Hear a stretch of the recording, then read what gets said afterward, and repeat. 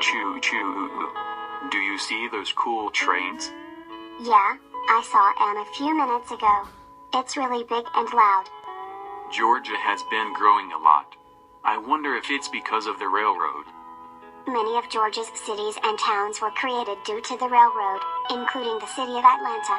The first Georgia Railroad was chartered in 1832. Why was it created?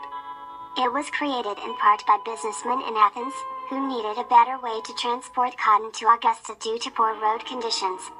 Wow, railroads spread across so much of the state, that Georgia ranked in the top 10 for railroad track millage and the most miles of track in the Deep South.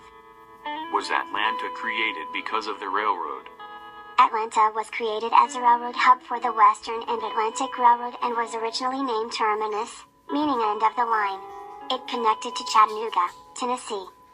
That means Atlanta became the first major American city to be built on a location without a navigable river. The train really did impact Georgia.